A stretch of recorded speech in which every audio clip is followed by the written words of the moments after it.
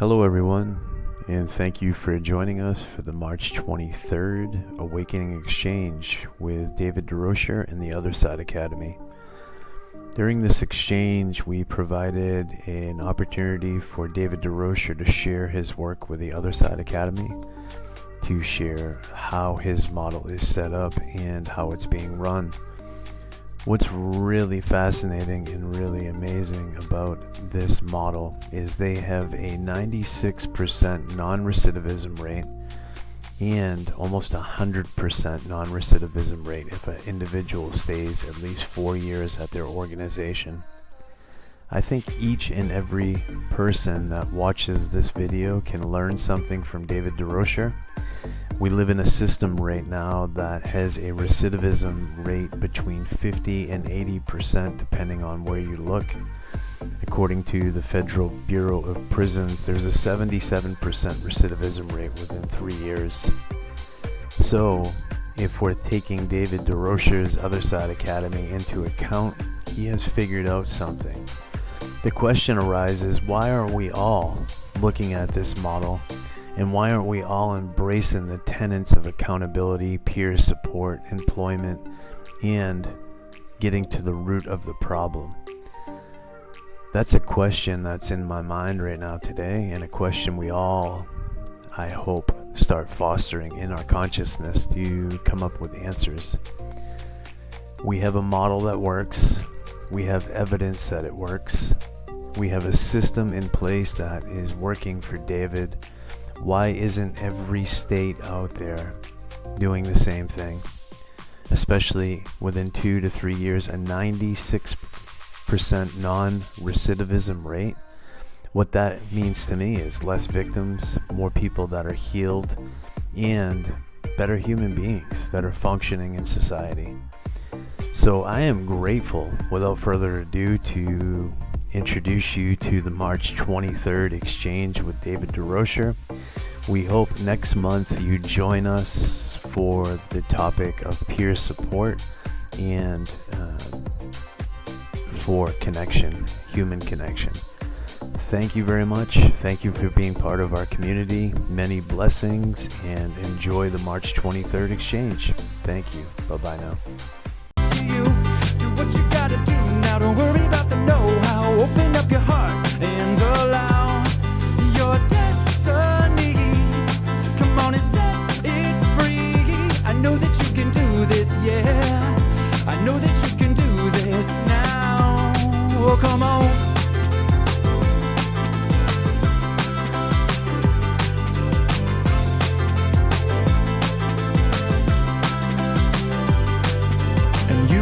Do the impossible with energy and a recipe to build skill. You will rise and you will fall, and you can do this. Please do not quit. Remember, you are a miracle, and step into your strength. Stand up, stand tall. You are bound for a beautiful life ahead. It's time to do what you gotta do. Ooh, be right here, make friends with fear.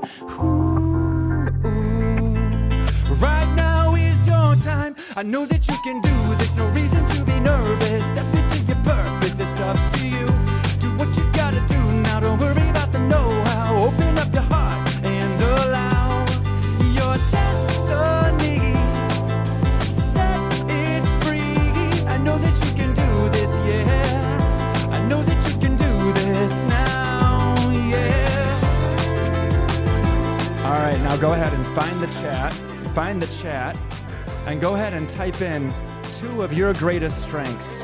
2 strengths that you see within yourself. What are 2 strengths that you see inside of you? 2 strengths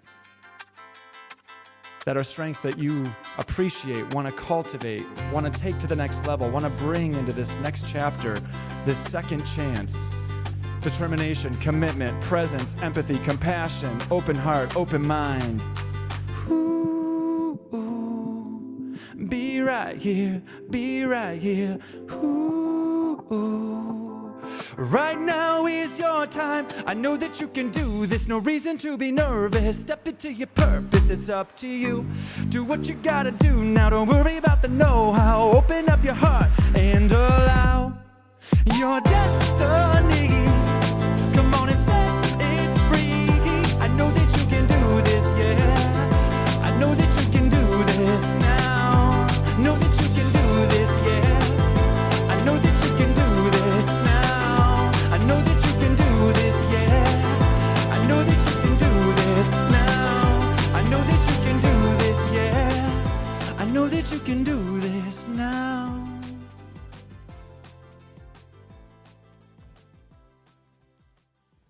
Hey, thanks for letting me share that song. Thank you so much for your energy. Look at all those beautiful strengths that you put into the chat. Stephen, thanks so much for giving me the opportunity to bring the music into this group, and I wish you an incredible experience. Brother James, thank you so much. Ladies and gentlemen, if you could just unmute and thank Brother James for the beautiful... Thank you, Brother James. Thank you, James. James. Love the song. That was a lot. song. Oh my God. Thank you. I think I could probably just listen to Jeremy and April for the next couple of hours, if that's okay with everybody. There you go. Thank you, everybody. We're getting a little feedback here. So if everybody could go ahead and mute. Thank you very, very much. So thank you again for being here today. Albert Schweitzer once said there's two means of refuge from misery of life: music and cats.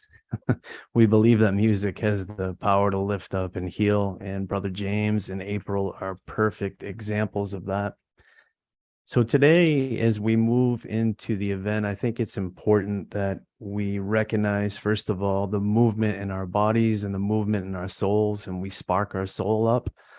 And at the same time, please just go ahead and raise your hand if you have been involved with Zoom meetings today and you've been caught up in the hustle and bustle of life. Everybody been here caught up in the hustle and bustle of life?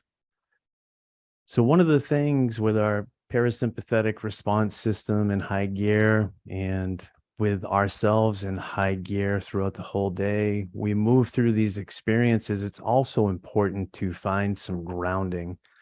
And how we like to start our awakening exchanges is with a short grounding technique.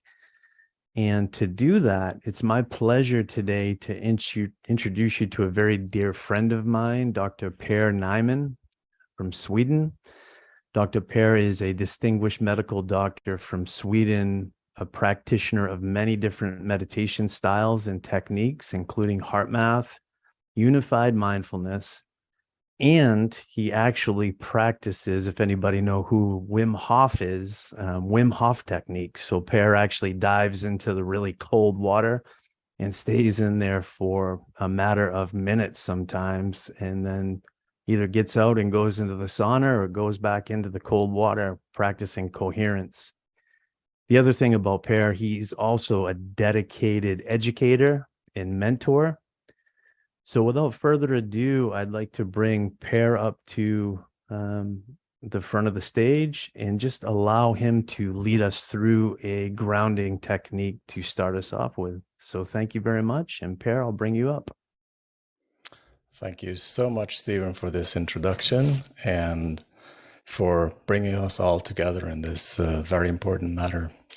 So yeah, we appreciate the work that you're doing. So yeah, I thought we would try out a couple of brief breathing exercises. The first one is actually to raise our energy, and it's called the fire of breath. And I'll soon be showing you that one. And it's going to be followed by a voluntary sigh. It's a deliberate sighing, in which we inhale in twofold. It's a twofold inhale and followed by a sigh and an out breath. I'm going to do that for a few times, and then I will guide you through some meditation. We'll do this for just a few minutes. So we'll start with the fire of breath, and what we do is we breathe very quickly and shallow, and we use our belly to push out the air, and we just let it And on the inhale, we just relax and let it enter our bodies again. Do your best and try to keep the breath going in and out through your nose. So we'll start with that one. And then the next exercise we will do will be to calm down the nervous system. And it's been proven to help for anxiety and depression, actually. And it's done like this. You inhale mostly with your belly if you can. And then the second, like topping that up, hold it for a second.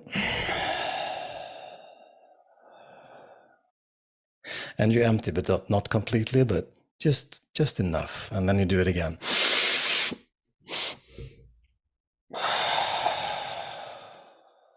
So that will be the second technique. So let's start off with the fire breath.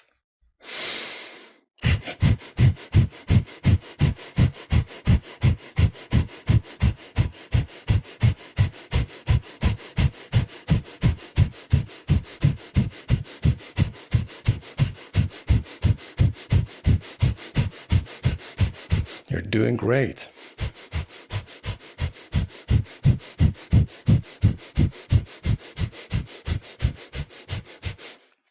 And then we end this one by starting the second part. So we breathe in, top up, hold your breath, and sigh.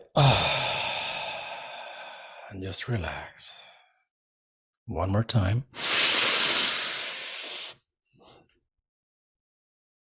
And sigh. Relax. And a third time. Breathe in, top up, hold and sigh, and just relax. And now you just breathe into your belly. You can have your eyes open or closed. And you can try to have your breaths quite long, like longer than you usually do.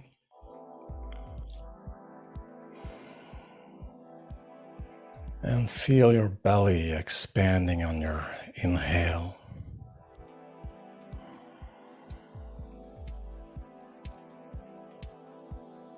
As if you have a space like a balloon in your lower belly that's filling up with air.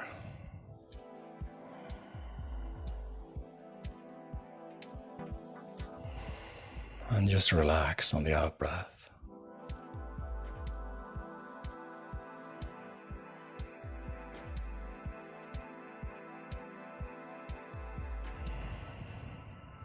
And when you feel this belly expanding, also feel your heart.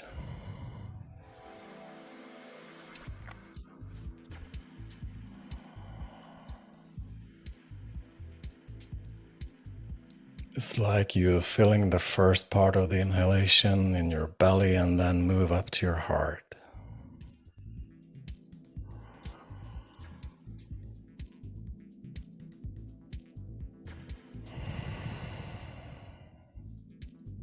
And when you breathe out, the energy that you have filled in your heart, you spread it out to your whole body and to the rest of your room.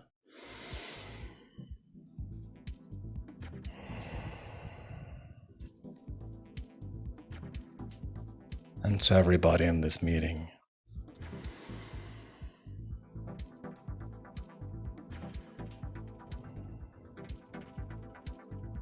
And know that you're sharing this space together, and it's filled with love, and you're part of it.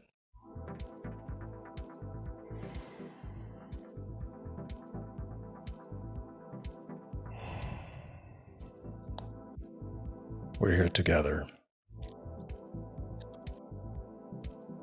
Thank you. Par, thank you so much. And again, ladies and gentlemen, if we could just unmute and give Par a thank you for that beautiful exercise. Thanks, Par. Thank you. Thank you. Thank you, Par. Thanks. That was excellent. Thanks. I feel better already. Ladies and gentlemen, thank you very much for being here with us again. It's so good to see each and every one of you. I see folks from all different facets and walks of life with us here in the audience today. So it's just an honor and a gift to be able to share space with each and every one of you. I'd like to just ask you all a question. Does everybody have a pen and something to write with? And just a couple agreements and I want to share why we have these agreements in this space. A couple things we try to do for one another here is we try to show up and be present for one another. And being present for one another just means if you can and if you have space to, keeping your camera on and your microphones off. And the other thing that I'm going to respectfully ask is the chat will be up right now, but I will turn the chat off as people are speaking.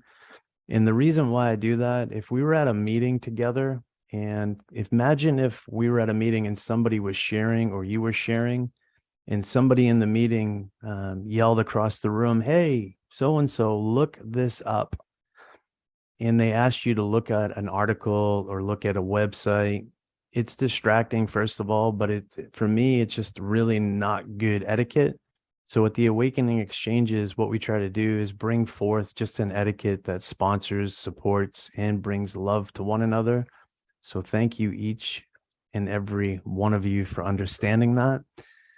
This chat will be up at the end, and then we will do a post-enrollment email with all the different resources that we talked about and everything that was brought up in today's meeting, and that's really, really important.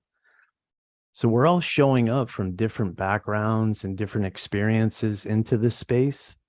If you have something to write with, could you please just maybe spend the next 30 seconds or so writing down, why is it meaningful for you to be here? Why is it important for you to be here today at this Awakening Exchange, learning about prison reform, criminal justice reform, and moving through this process together? So just spend the next 30 seconds or so journaling why it's important for you to learn more about this space and learn more about prison reform and criminal justice reform. So folks, what we're going to do here is we're going to move off into triads, into groups of 3 to share our answers with one another. And what we'll do is everybody can see the whiteboard is the first person will share, and we'll use about 60 seconds for each person. And then the other 2 people in the group will reflect back to the person, allowing that person to feel seen, heard, and felt.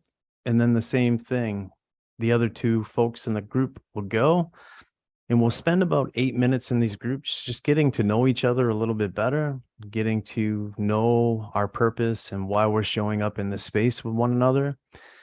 And what I'll do is we're going to go ahead and send you into breakoff rooms now. If you see that blue button pop up and appear, welcome back. It's good to see everybody. Thank you. Anybody make any new friends or hear anything that really stood out and really moved you? I'd like to just open the space up. If you'd like to, down on the bottom of your screen, you'll see a little button that says reactions. If anything really moved you or you heard something from another participant, I'd like to invite you to raise your virtual hand and maybe just share something that stood out, something that meant something to you, something that you heard that maybe it will stay with you. And if nobody feels, does anybody feel comfortable sharing? Lee? Yeah, I'm happy to share. So what I really appreciated most about the interaction on this is we had a trifecta of those that are already working for reform and supporting the system, those that have moved through the system itself, and then those that have family members. And so why is it important is because for me, I see that no one's immune to this, that prison reform impacts everyone, whether you're in it or not. And so I just really appreciated being able to see the grand impact that this can make, because there's already people in all streets here. So thank you very, very much for sharing, and thank you very much for being here with us today. We are grateful. Thank you for your story. Marnie, task. Hey, everybody. I had the pleasure of being with Ryan, who's zooming in from the library at Columbia University, and he's studying spiritual psychology, which I thought was incredible. I feel like we both are coming from the same place, wanting to somehow make a difference, um, helping to support reform within the prison system. And I just love the word that you used at the end there, Ryan, that everybody, no matter where they are in the spectrum, is deserving of redemption. And I just think, it's possible using all these spiritual practices like what Par just gave us at the beginning, which is amazing. Thank you so much, Par, that it really does rewire your brain and your heart. And when you do these kinds of things, everybody can transform wherever they are in the spectrum.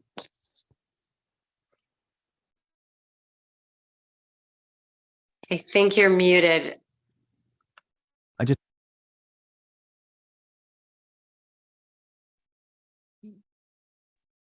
You're still muted, Steve. Steve, wiggle your plug on your microphone. Thank you. Can you hear me now? Yep.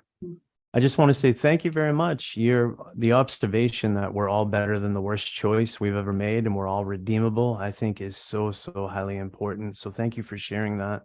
Bill Hobbs? Well, after all these exchanges I've been in, I finally got to be in a breakout room with Bill Riley. And I appreciated everything that he said, and it resonated with me because he and I think, are on the same page with what needs to be done within the carceral situation across the United States. And him in California and me in Nebraska, even though we're geographically different, but we're seeing some of the same pitfalls throughout the system. Yeah, it was a nice interaction with Mr. Riley, and I look forward to exchanging information with him again. And that was part of the reason that we're both here, is to see what's going on and try to affect change across the country. Thank you so much, Bill. And thank you for being here. Thank you for being part of our family. It's always a pleasure to have you. Diane, nice to see you. Hey, thank you. It was just two of us, me and Valerie Cartonio, and it was sort of amazing, lots of stuff in common, both feet in the worlds of tribal state relations, and thinking about how the tribal courts are so much further ahead in a lot of ways about restorative justice. And we were bemoaning the fact that still in the ranks of wardens and guards and whatnot, there's so much racism and dehumanization. And she pointed out that it just, for people that have been doing it for decades, it's a long slog to make change. But it's through these kind of programs, and this kind of expanding awareness that we'll get somewhere. Thank you so, so much. And thank you for being here again with us. And what a beautiful observation that the restorative and transformative justice practices are practices that I feel we could even use that word must bring forward to heal this system. So thank you very much for bringing that forth. Jorge.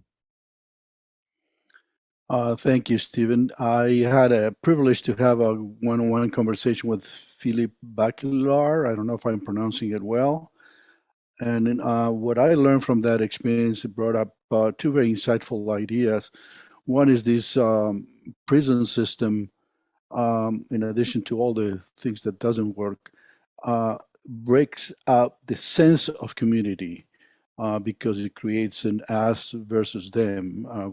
We grow up separately, and so the sense of community in our minds gets broken. And the other one is that the access to the spiritual resources, and we're not talking about religious, but most about spiritual resources that are beyond ourselves as individuals. And that because of the tension and the reactivity that exist, we cannot have the peace that we had today with Par to reach out to those levels of resources, and therefore get into more creative mode. Another beautiful, beautiful observation. Jorge, thank you very, very much for sharing, and thank you very much for your thoughts. It seems and feels, as we've learned in other programs, when we're in that state of reactivity, it just trigger, trigger, trigger, and we stay in that space of reactivity. However, when we move into that space of peace and creativity, it fosters more understanding, more compassion, and more healing for all of us. David, I see your hand raised, and I'm going to just bring you up to the screen.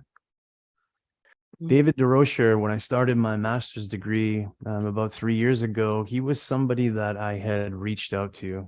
And I learned about David through an article written by Katie Whitkind called The Bottom 2%, and it was on a foundation called Delancey Street.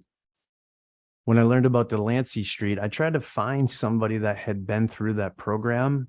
And what I found was this gentleman by the name of David Durocher. At the same time, what I'd like to say quickly to each and every one in this crowd and audience today, David Durocher went through Delancey Street, but he also took the lessons and what he learned to start his own organization called the Otherside Academy. So today in this world, David Durocher is a predominant figure in the field of addiction recovery and rehabilitation. He's the founder and director of the Otherside Academy, a 2-year residential program in Utah that helps individuals struggling with addiction and homelessness to transform their lives. David's approach to recovery is based on the principles of accountability, responsibility, and community. He believes that by creating a supportive and structured environment, individuals can overcome their addiction and develop skills and confidence needed to lead successful and fulfilling lives. Through the work at Otherside Academy, David has helped countless individuals break the cycle of addiction and find a new path forward, crime-free and employed.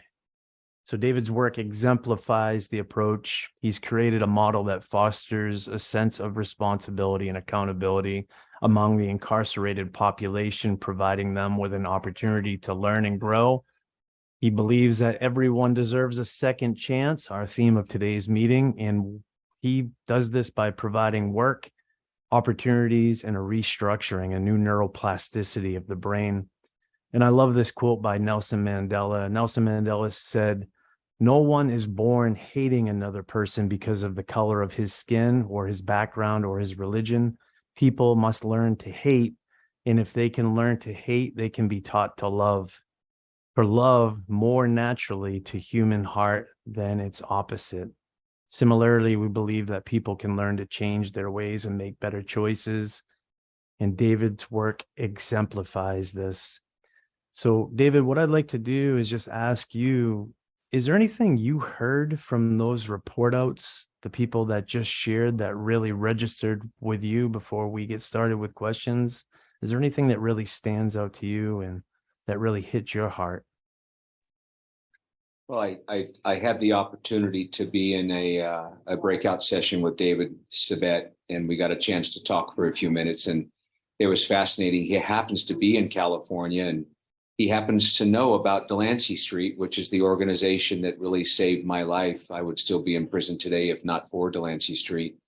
And there was actually a time in David's life that he was able to help somebody get to Delancey Street. So when he said it, it was hard not to get teared up, because my love for Delancey Street runs very, very deep. I think it's organizations like that that are efficacious, that give us the opportunity, and just as importantly, the time that we need to actually experience whole person change, not just get clean and sober, that makes these unique therapeutic communities so special. But what I'm hearing this whole group now, it's just amazing to see everybody on here, whether you're at work or whether you're at home, wanting to make a difference, wanting to learn, wanting to share, wanting to be vulnerable. It warms my heart to be on here with all of you and to learn from you and to share this experience with you. I can't thank you enough, Stephen, and everybody else for being here. Kudos to you all for the work that you're doing in the world and trying to make it a better place. Thank you. Thank you, David. I think one of the really beautiful things about you, my dear friend, is the fact that you have lived. You're not just going into the classroom and reading from books. You're not just doing the research and listening to people. You're doing both of those things, but at the same time, you have the lived human experience.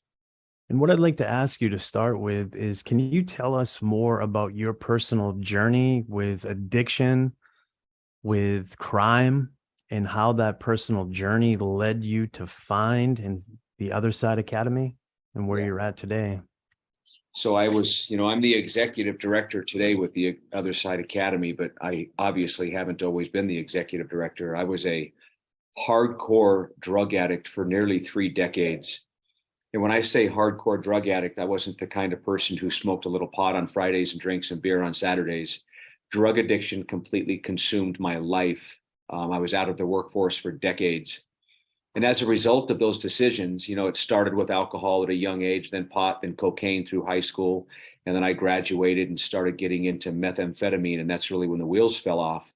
And I never set out to be a drug dealer. That wasn't my intentions. I didn't, shake hands with people in high school and say, well, you go off to college, I'm going to deal drugs. It just kind of happened that way. I was buying some and selling some and buying some and selling some. And pretty soon it was a whole lot more. And then I started getting arrested and going to prison. I did a 2-year prison term, got out for 59 days, did a 5-year prison term, got out for 60 days, 6-year prison term, got out for 4 months, then a 10-year prison term, and out for 4 months. And as you can imagine, the day I got out of prison on every term, literally the day I got out, I was on my way back. I was entrenched in that lifestyle of the money, the drugs, the women, the chaos, the power, all of the things that it entailed. The lifestyle actually had become the intoxicant. And, if you've ever met a bank robber, and some of you may have, it wasn't the first crime they ever committed, right? They stole a Dremel from Walmart, then a chainsaw from Lowe's, then a wallet out of a car. And then, that arc of criminality continued to go upward. And that was my life. It was getting worse and worse and worse, particularly the the violent part of it. So thankfully, I was being incarcerated all that time because that's where I needed to be at that time in my life while I was living that lifestyle. But after that 10-year prison sentence, I was in Huntington Beach, California. I was doing what I do, and I saw a helicopter really, really high in the sky. And some of you may have seen the TED Talk. I know Stephen has. And, I wasn't paying a lot of attention to it. And a couple hours later, it was still there. And I didn't think it was there for me. I was hoping it wasn't there for me. And then when I left that house, it was there for me. And Huntington Beach PD, Fountain Valley, Garden Grove, and parole were all in hot pursuit. And I decided long before that I was never going to pull over again, that I didn't want to go back to prison for the rest of my life. And I took them on a high-speed chase that really ended in an ugly fashion. I had complete wanton disregard for public safety. I was going through red lights. I was displacing vehicles that were in my way. It's what you see on TV, only maybe worse. And when I got to Magnolia and Atlantic, a couple of police cars had kind of blocked that intersection while the ones were pursuing me. And I had a decision to make. Do I stop and let them arrest me and go back to prison for the rest of my life? Or do I go through that roadblock and hope that they kill me? And I opted for B. I used that car as a battering ram. I displaced the vehicles in front of me. I went to make a left-hand turn, and the cop closest to me did the pit maneuver. Thankfully, they did not shoot me. And really, I probably had it coming at that time because I was risking everybody's life. But I made the left-hand turn. They did the pit maneuver, spun me out of control up on an embankment. And really, the rest is history. They pulled me out at gunpoint. I got one of the worst beatings of my adult life. And when I woke up and went to court for the first time, I was looking at 29 years. That was humbling. Some of the ancillary charges had fallen off, and it came down to something manageable like 22, right? And it was stuck at 22 for quite some time. And I knew I was going to prison probably for the rest of my life. And in California, I think it's a little bit different than many states. Here in Utah, I call this prisony land. But in California, I consider that a real prison. I often refer to it as high school with knives. Bloods and Crips and Sureños and Norteños, whites and power and skinheads and all that, all fighting for the yard. It's literally grown men just hurting each other for sport. That's kind of what it was like doing time in California. So I didn't want to go back and continue with that same life. I wanted to die instead. But after I got in trouble and I was looking at all that time, I wrote Delancey Street. Some of you are probably familiar with Delancey Street. They came to the county jail, they interviewed me, and they accepted me. And the judge told me no, emphatically.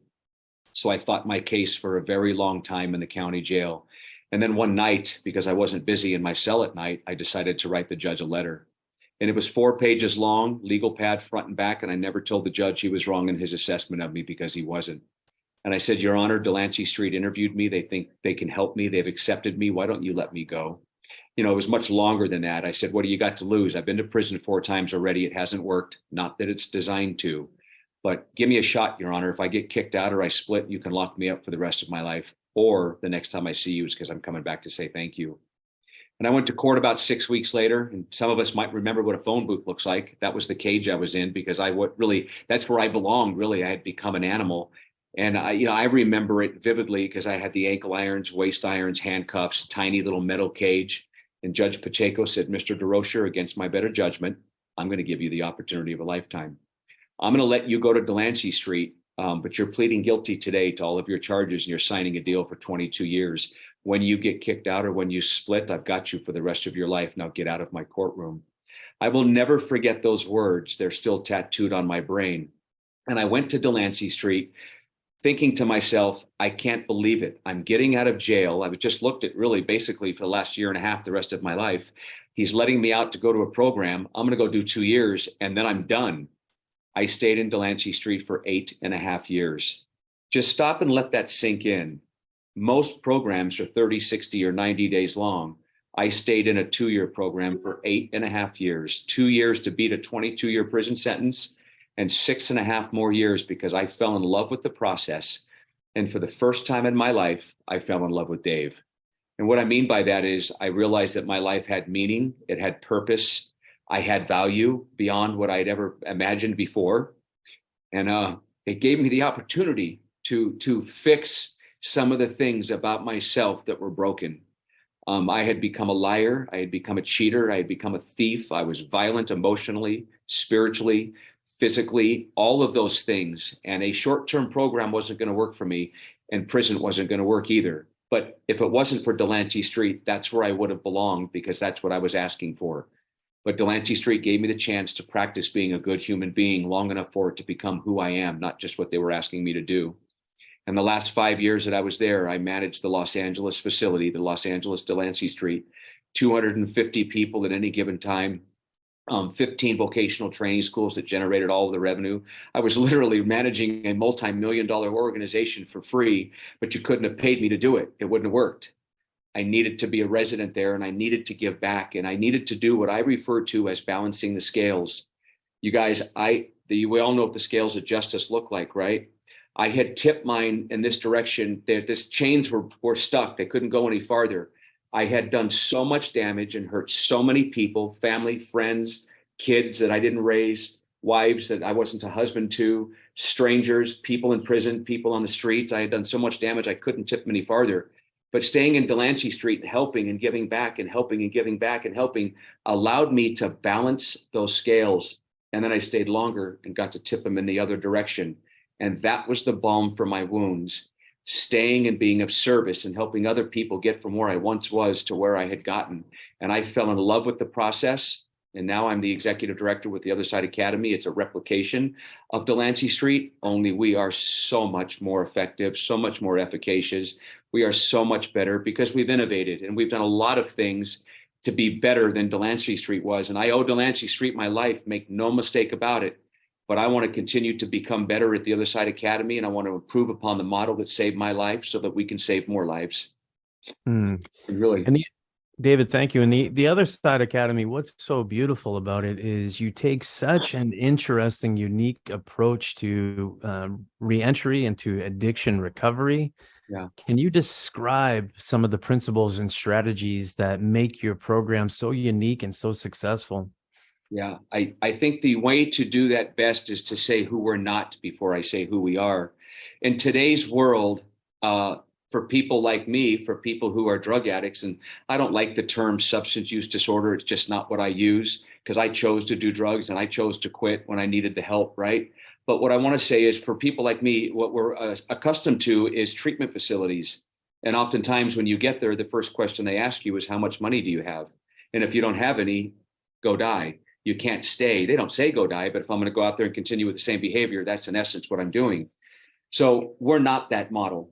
We don't take any money from the government, the city, the county, the state, the federal government, rich mommy and daddy, nothing. The government can't screw the model up because they have nothing to do with us, thankfully. We're 2.5 years long and we're residential. Think about that, a minimum 2.5 years long residential, and we're completely free. We generate all of our own revenue, right? No money from the government, insurance, Medicaid, nothing. We generate all of our own revenue through our social enterprises, our moving company, our thrift boutiques, our construction company, our storage facility. We operate those as social enterprises and we generate all of our own revenue so we can do what's best for the student, and you can stay here as long as you need to. Stephen, can I walk over to my org chart and show everybody the org chart? Love you too. Thank you. So that's my org chart right there. That's all of my students, all of my staff. Top 4 here, Delancey Street graduates. Myself and the 3 below me are all Delancey Street graduates. Everybody else that's in orange, those are staff members. They are homegrown. They walked through our front door. They took a seat on our bench. They asked for an interview. They were a student for a couple years, a master's student for a year, staff and training for a year. Then we hire them, right? So everybody has lived experience. No doctors, no counselors, no therapists trying to fix the broken people. Just those of us with lived experience. All these social enterprises generate the revenue. Really important, because when you go to treatment facilities, you're usually being therapized all day, sitting around with your pants sagging and your hat on backwards, right? And just being therapized, and then you don't know how to work. All of these give our students the opportunity to learn how to work every day. This piece right here will put a tear in your eye. I have scores and scores of organizations across the state of Utah that hire our graduates. The day you stop, you're no longer a student and you're going to go out in the workforce and get a job, we have the first job for you. Living wage anywhere from $17 to $30 an hour, depending on your skill set. On day one, you go from this structured environment into that one. Go across the street to graduate housing, stay in graduate housing for up to a year minimum. While you're there, you go through financial literacy classes. Are you ready for this? It's going to make you want to be a drug addict and come be a student. Are you sitting down? When you do that and you have to go through those classes, you're required to save $5,000. If you save that $5,000, finish that class, we match it dollar for dollar when it's time for you to graduate. Now you go get your own place. You got $10,000 minimum if all you saved was $5,000. Now you go get your place, furnish it through our thrift boutique. You've got a bunch of money left. You have no reason to go backwards. If you stay 3 years or longer, go to graduate housing for 1 year. You've been with us for 4, save 5, you stay 3 years, we match it 2 to 1. Now you're graduating with a minimum of 15. We have apartments across the state now that will rent to our graduates. We realized that one of the pitfalls, getting the jobs wasn't really the hard part. I've been to all these companies and walked the floors and met the management team, so I know where my graduates are going. It was renting to people that was the difficult part. But I've brought rental agencies in, apartment owners in, and introduced them to the Otherside Academy. And now when our graduates are ready to graduate, we've got jobs and we've got places for them to rent. It is an absolutely incredible transformation. All of those hard things we've covered to make their transition back into the community as seamless as possible. I call that graduated mastery. Stay with the organization, live across the street in graduate housing, and slowly reintegrate back into the community while you still have this family to lean into. David, you never cease to amaze me. Your program, I was watching the folks in the audience as you were sharing. People were clapping their hands, throwing little emojis up. Everybody seemed to be very, very excited. Yeah. What's most remarkable is your approach to things. And I know I've had a conversation with you about a month and a half ago about homelessness. And that's a huge, huge topic in today's world. And homelessness is a major, major issue that's affecting all of our communities. How does the Otherside Academy address this issue, and what impact have you seen on the individuals and the broader community? What impact are you having on homelessness right now, David? Here's how we have to look at it, right? I want to ask a question. Does the problem in our community seem to be getting better or worse? Maybe if everybody could put that in the chat room. Is it getting better or getting worse? It looks like the general consensus is it's getting worse. Yeah. It's just not true. Our response to it is we as a society are being less, holding people accountable less. We are too soft on people like myself these days, and that's why Delancey Street currently is dying. Many of my students have been homeless, not really chronically homeless, situationally homeless due to the decisions that we're making. But there is a portion of the population that we can't help at the Otherside Academy, and that is the chronically homeless, people with severe mental health issues, mental health differences, disabilities. And we've gone all over the world. Austin, Texas, Community First, incredible organization. Phase 1 was 51 acres of land, 350 tiny homes, permanent housing for the chronically homeless. We've been to Eden Village in Springfield, Missouri. We've been to La Fageta in Spain. We've been to San Patriano in Italy. All therapeutic communities. I'll be in England in a couple of weeks visiting a handful of democratic therapeutic communities that help the chronically homeless. The problem we have in this country right now is we think housing first will work. No, it doesn't. It's proven that it doesn't. Housing in and of itself doesn't do anything. If I get housing vouchers and I go get a house, but I haven't solved my lifestyle problems, I'm going to turn that house I've got into a slum real quick. The Otherside Academy, when we approached Mayor Mendenhall a couple of years ago and said, here's what we want to do, and the mayor and I are dear friends, I said, here's what we want to do. We proposed it to her. She said, give me a couple of weeks, I'll get back with you. When she did, she said, I'm all in. The only reason why we're willing to do this is because it's with you guys, the Otherside Academy, and your proven track record. Let's do this. We now have 38 acres of land allocated to us, about 5 miles from here. We're building tiny homes. The home is not the answer. My graduates are coaches that live on property with the chronically homeless. It is a complete community with social enterprises, dog park, coffee shop, grocery store, mental health services on property. It is literally a city unto itself for a population that doesn't do well in mainstream society. We are going to live on property with them as their coaches, their mentors, and their influencers. If you want to teach people how to live in a healthy community, you have to learn to live in a healthy community. When I was at Community First about 1.5 years ago, I was in a golf cart going down the street. There was a gentleman and he was in a wheelchair. I'll never forget it. I'm pretending like I'm in a wheelchair, right? My chair has wheels. And he had no legs. And we drove by and I said, stop, Alan. He runs Community First. I said, hey, buddy, what are you doing? And he had a wrench in his hand and he was taking the wheel off his truck. And I looked at him, I go, what are you doing? He says, I'm taking the wheel off my truck. I said, you drive that? He said, yeah, the controls are on the steering wheel. I thought, I'll be damned. He's in a wheelchair. He owns his truck. He can drive it. He's taken the wheel off to paint it red like the other ones. It was an older model, like Ford truck, right? His life has dignity and it has purpose. The problem we have in this country today is the bigotry of low expectation. We think because people are living on the streets and they're homeless that they're not capable of anything. We're wrong. Everybody can add value and everybody brings something to the table. It is our job as human beings to provide them with the opportunity to find out what that purpose is, what their skills are, and to hone those so they can become the 2.0 version of themselves and live in a community of dignity and respect. Unlike all other tiny home villages in the world, ours is going to be clean and sober. We have a welcome neighborhood is what we call it. And for those who do want to go into the tiny home community, you're going to go through the welcome neighborhood first, get, what's the word I'm looking for? Get stable, get clean. Then you can move into the permanent housing in the tiny home village. The whole world has been coming to us now to see what we're doing. We're getting ready to get some of the infrastructure put in, and hopefully by the end of the year, we'll have the first tiny homes on some concrete, and we will live there with them. It isn't going to be a slum of just people who are living on the streets, going there to do the same thing they were doing on the streets. We will manage it. We will build a culture like at the Otherside Academy of accountability, of brotherhood and sisterhood. It is going to be something unlike anybody has ever been accustomed to. David, again, just you never ever cease to amaze me with the work that you're doing, with the heart that you have, with the innovations, with the vision, and with your dedication to helping heal the problem. And I love the idea. Oh, I love what you just said. If everybody could just stay muted, I think we're getting a little bit of feedback there.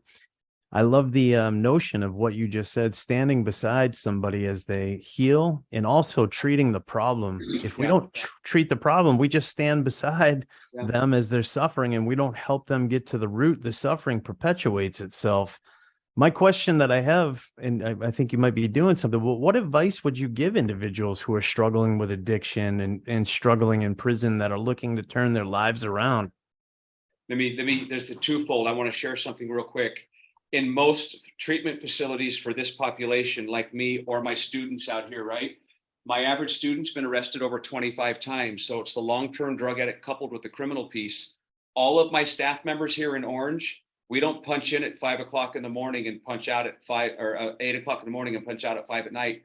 We live on property. I live on property. If you want to work with the Otherside Academy, we live here with our students. That is why we're so efficacious.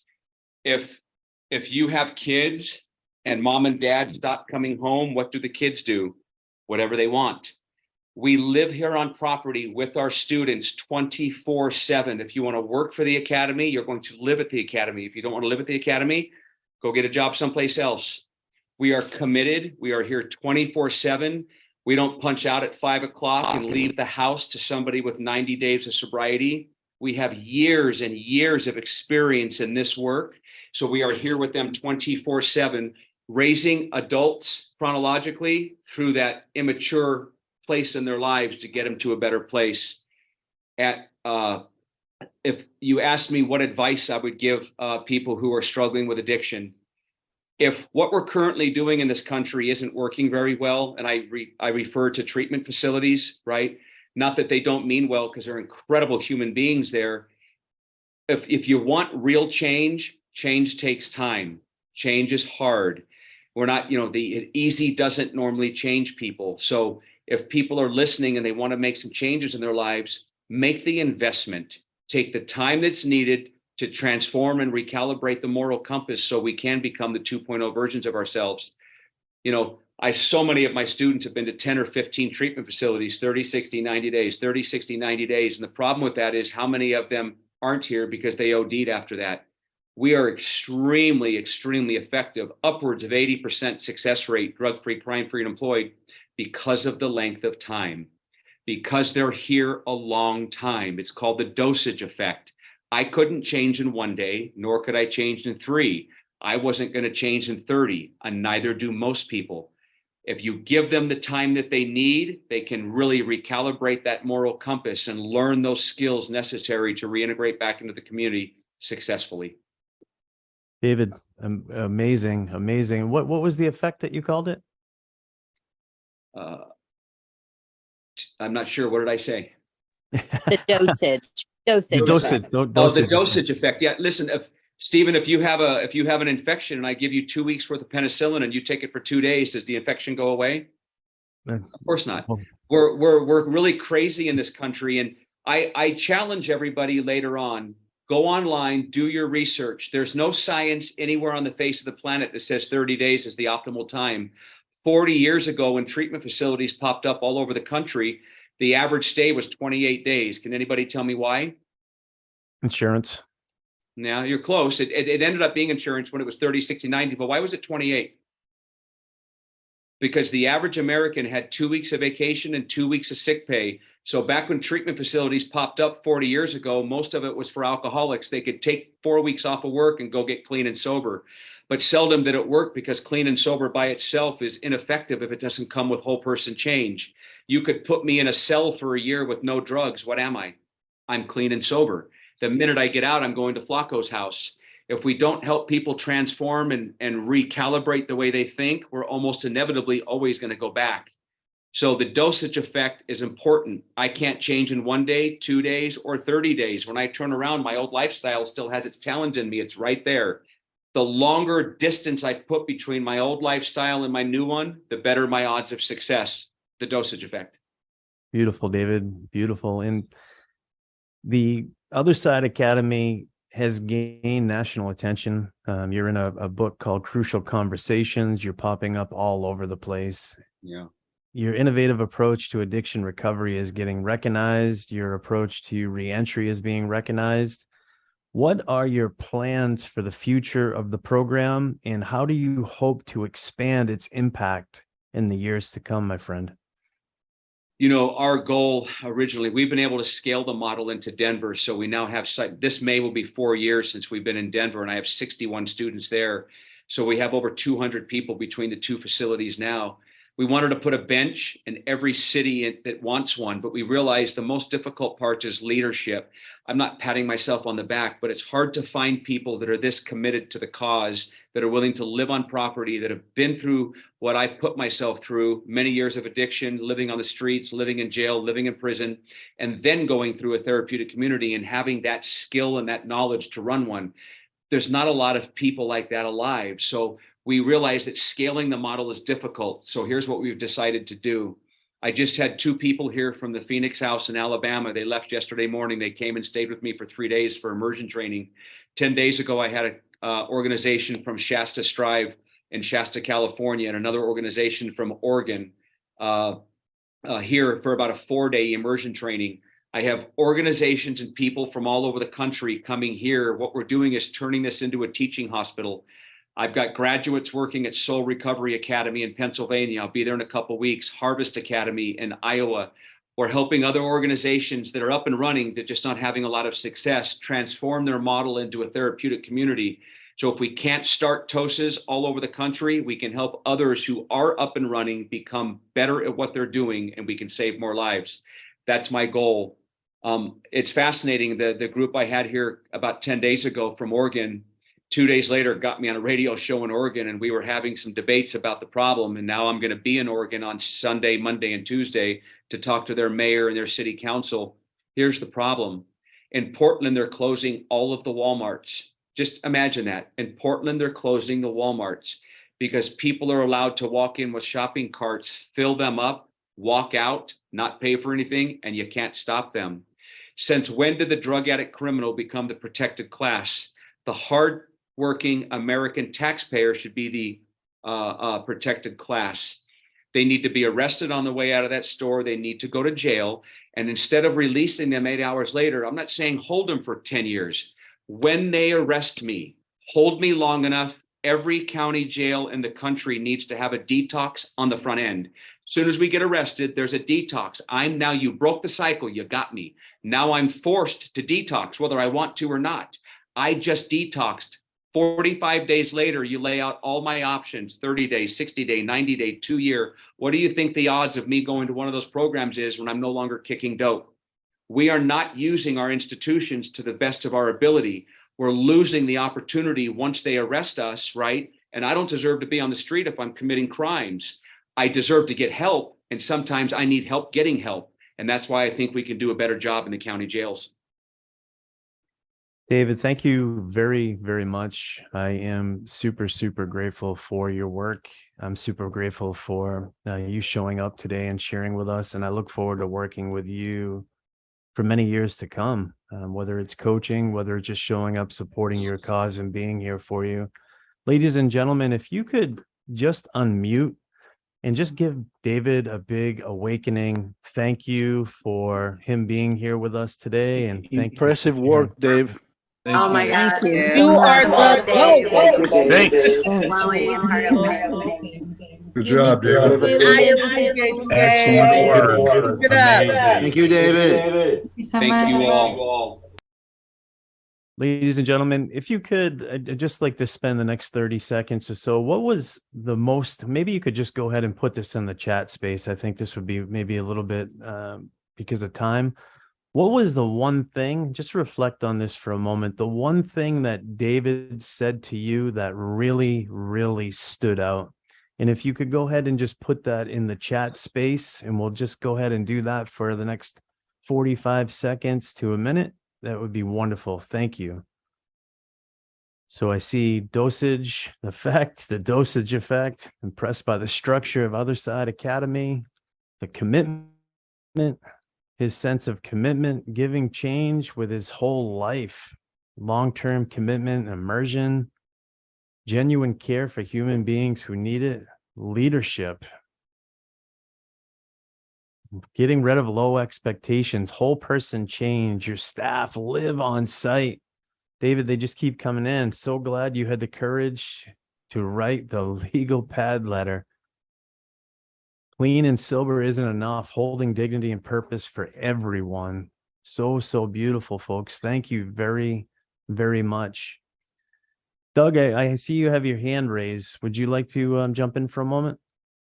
Yeah, it'll be quick. I just wanted to ask you, Dave, have you done any studies? And forgive me if you breezed over it and I missed it. Have you done any studies into the recidivism rate of graduates of your program? Not who goes and gets high again, but actually who goes back to prison after? Yeah, if you stay here for 2.5 years, 96% do not go back to prison. So we don't have 4%. anybody. Yeah, we don't have anybody that stayed 4 years or longer that's recidivated.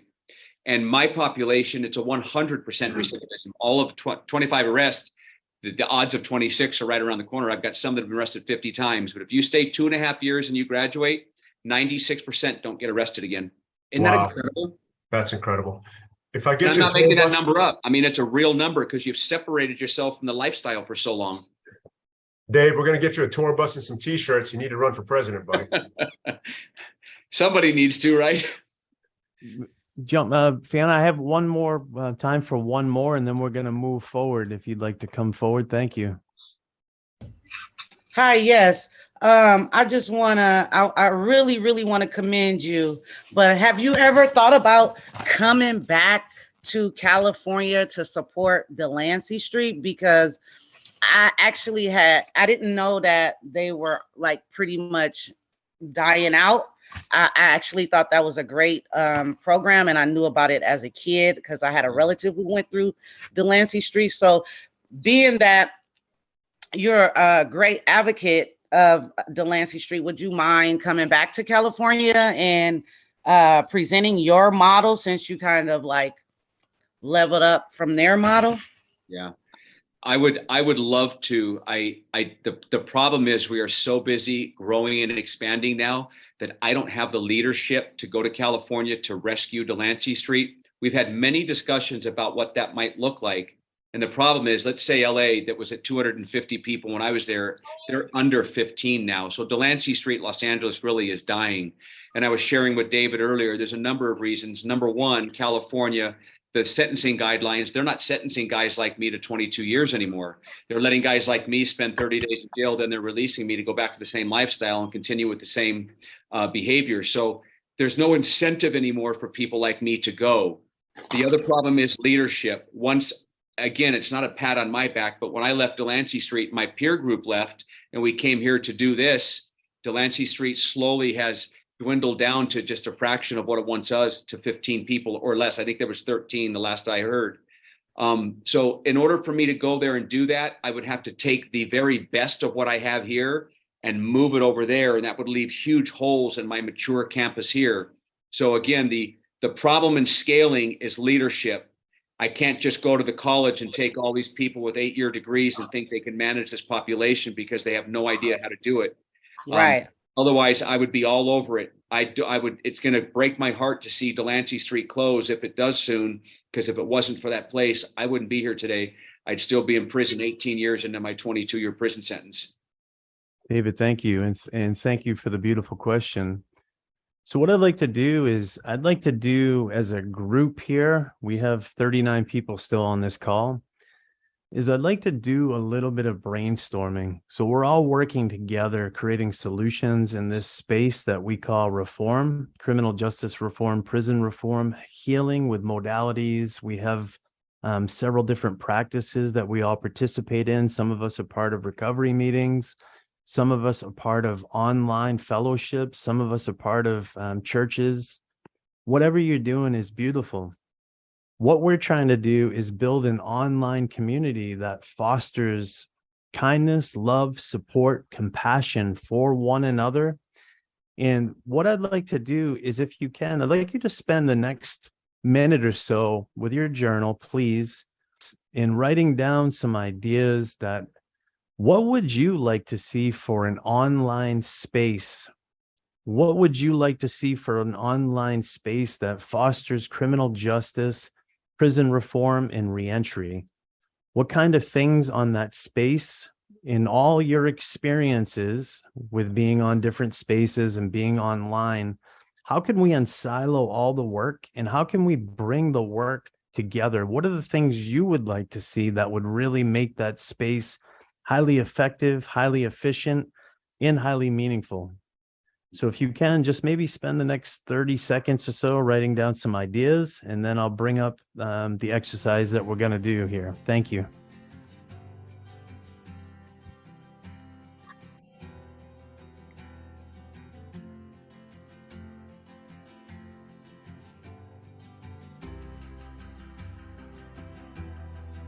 Folks, so what we're going to do is we are going to move off into break-off rooms, and we're going to be in groups of 3 to 5, depending on what group you land into.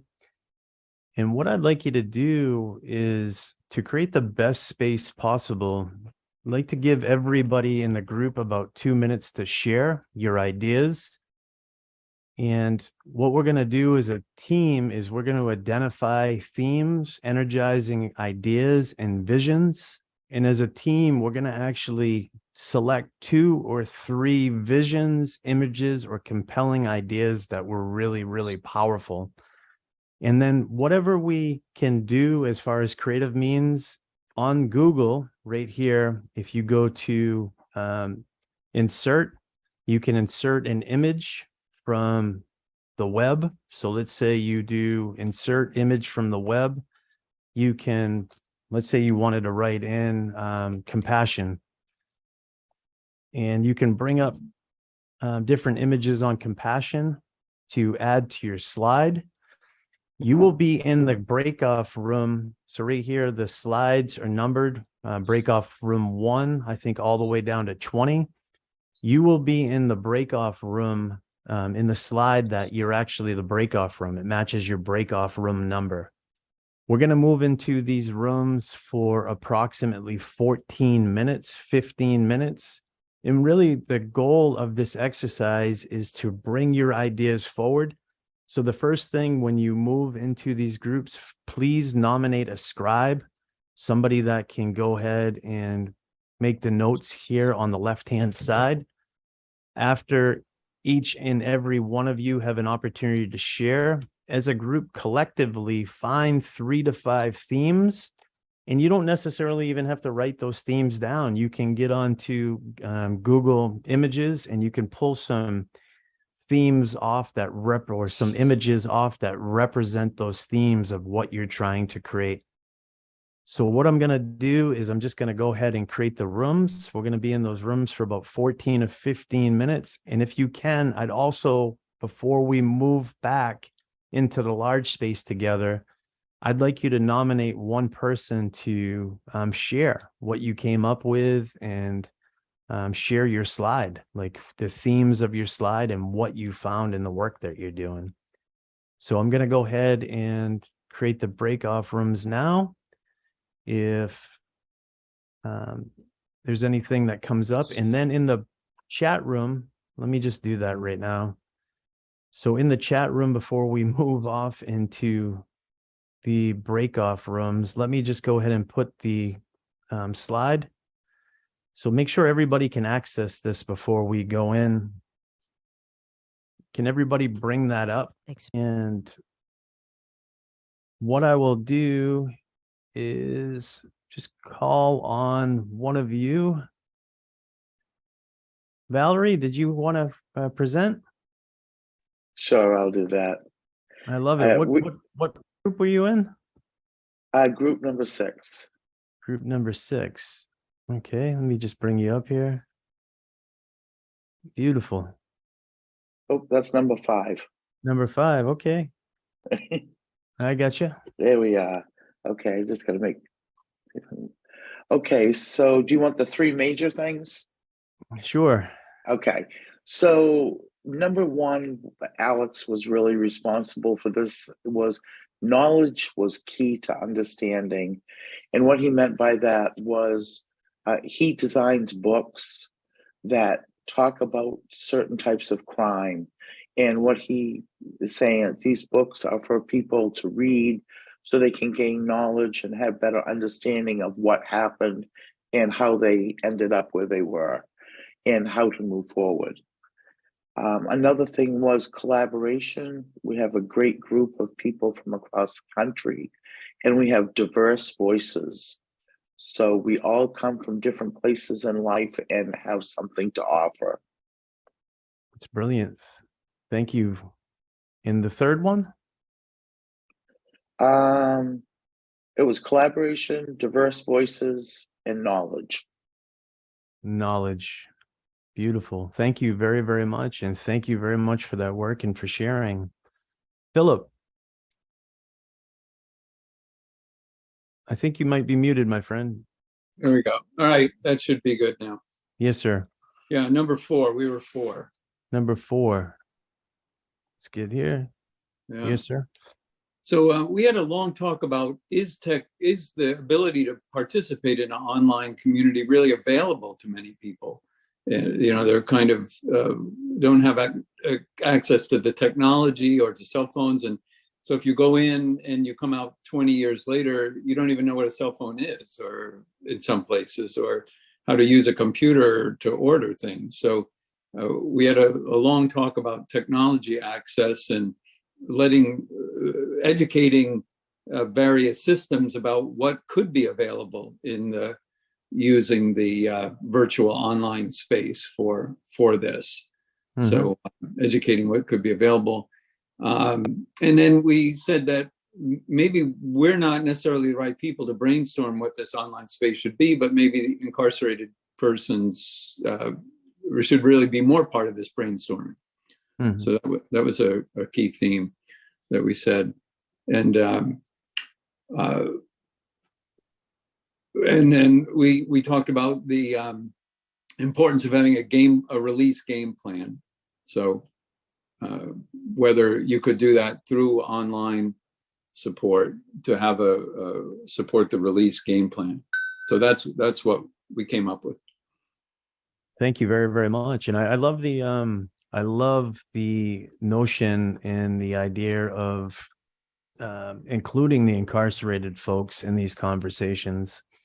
One of the things that I've gained a real big interest in now being, if you think of Plato's allegory of the cave, we're all in the allegory of the cave, they were handcuffed and shackled by ignorance, and they go up into the light. This gentleman goes up in the light and receives a certain level of enlightenment, and he goes back down and he helps those that are still in the cave with that. And that's what I feel us in the system of mass incarceration that are receiving these higher educations and receiving these opportunities. We have a duty to do that. It's not about us just liberating ourselves. It's about helping other people be liberated as well. So moving back down into the cave, it's about sharing these lessons and everything that we're learning. Ms. Johnson. I was in group 2. Let me go ahead and bring you up there. And we didn't do a lot of typing in the chat. We did more talking, but I can remember the conversation a little bit more. That's okay.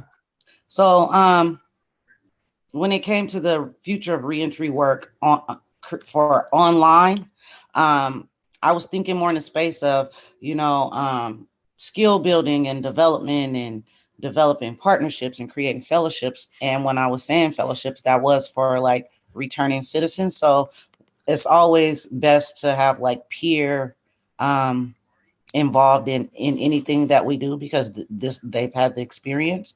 So I was just thinking about that, and like skill building and development, it keeps you interactive and moving around, because people such as myself, like I'm in the community, I'm in the fields, I'm like in and out of juvenile facilities, prisons, and in homeless encampments and things like that. So it's like sitting down takes a lot for me. Like through this whole training here, I've just been anxious because I'm used to moving around and networking and meeting them where they are. So I would think that space would need to be the same. I'm not worried about them not really knowing how to use it, because there's phones in prisons. They have phones, they have access to everything we have access to out here, and maybe more.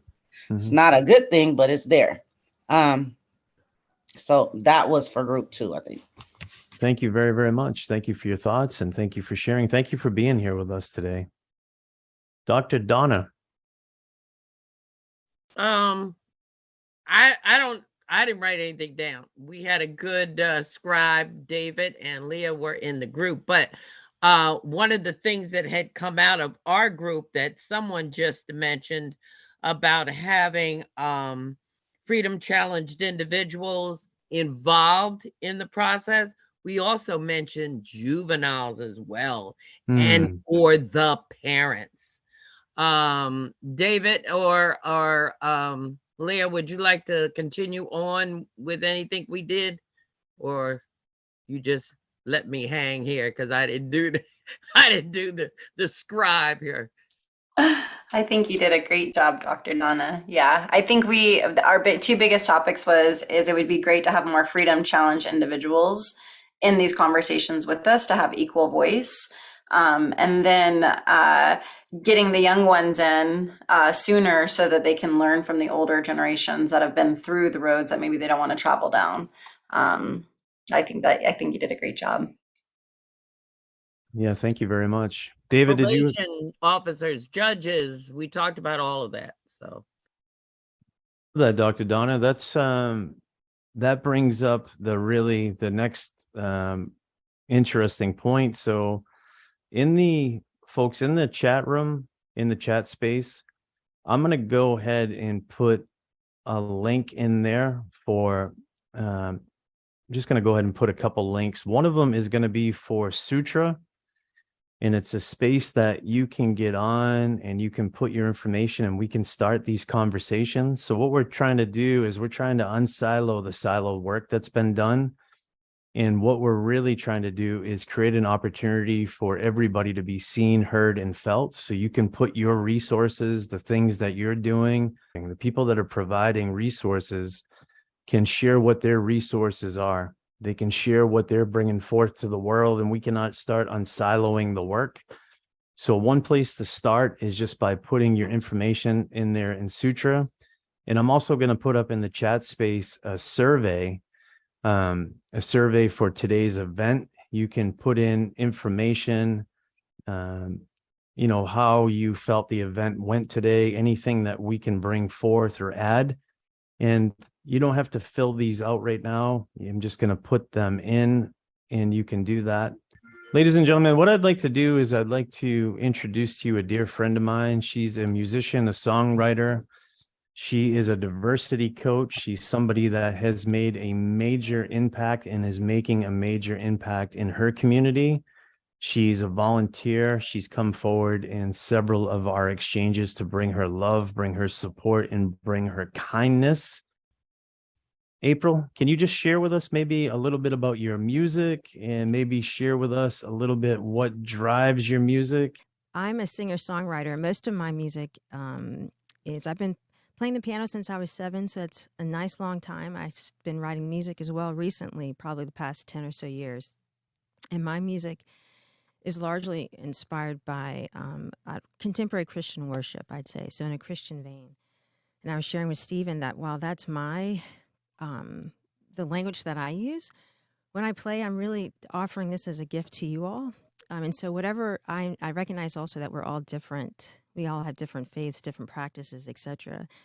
But I believe that there's a commonality that we share in just being spiritual beings. And so however, I invite you as you listen to the song that I play today, just to change the lyrics, change whatever you need to, so that it aligns with your personal beliefs, personal practices.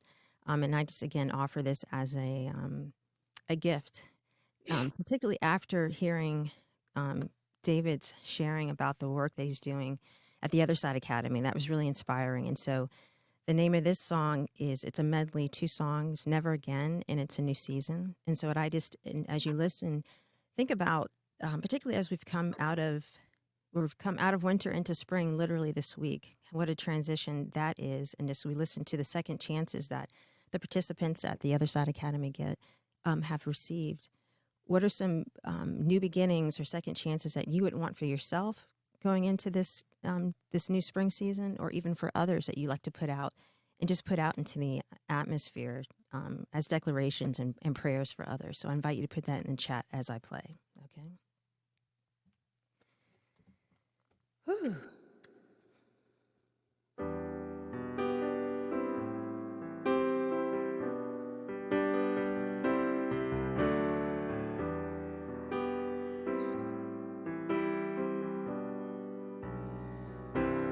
Never again, I've turned the page and I won't go back. Never again, I've turned the page and I won't go back. Never again, I've turned the page and I won't go back. Never again, I've turned the page and I won't go back. Never again, I've turned the page. I won't go back, gonna push ahead. And never again, I've turned the page. I won't go back, gonna push ahead.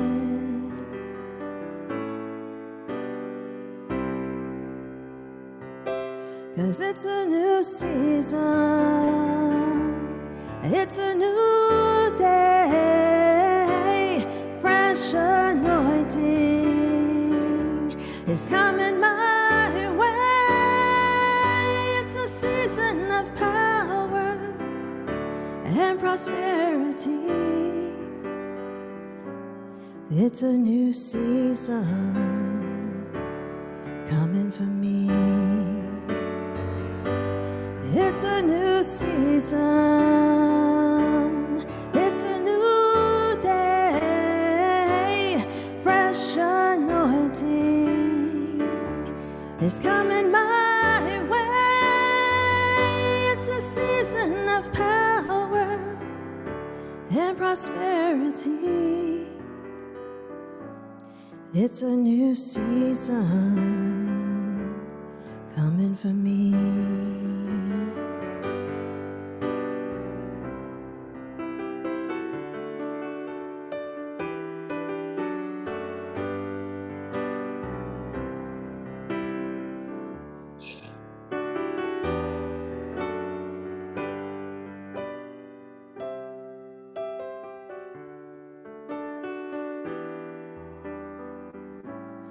It's a new season coming for me. It's a new season, it's a new day, fresh anointing is coming my way.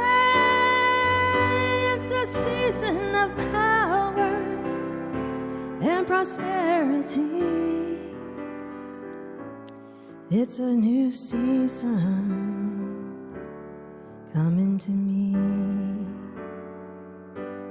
It's a new season coming to you.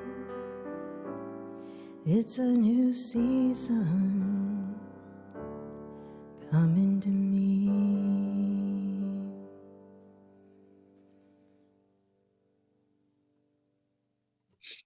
April, so beautiful. You have one more in you? Sure. This time I'll make it short. I know that we're over time. So this next one is just out of thinking about what you were coming out of, going into, what you're pushing towards, to think about, just as think about one thing that you're grateful for, to have the opportunity to have second chances, to go into this new season. Just you put in the chat, what's something that you're thankful for? And this song is called I Thank You.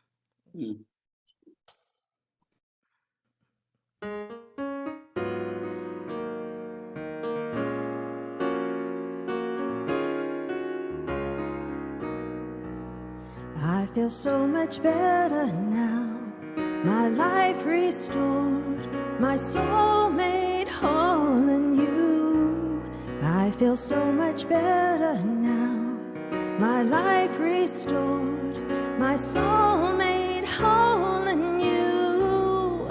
And I thank you. Yes, I thank you. Yes, I thank you. Oh, I thank you for today. I feel so much better now. My life restored, my soul made whole in you. It doesn't matter, come what may, I won't be swayed. I cannot fail today. And I thank you. Yes, I thank you. Oh, I thank you. Oh, I thank you, Lord, for making me whole. I thank you. Yes, I thank you. Oh, I thank you. Oh, I thank you, Lord, for making me whole. I thank you, Lord, with all of me, with my mind, body, and soul. I thank you, Lord, with all of me, with my mind, body, and soul.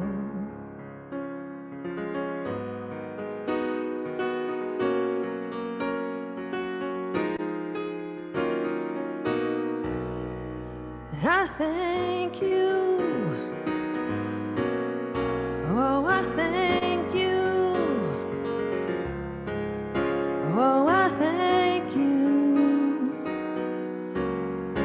Oh, I thank you, Lord, for making me whole. I thank you. Yes, I thank you. Oh, I thank you. Oh, I thank you for today.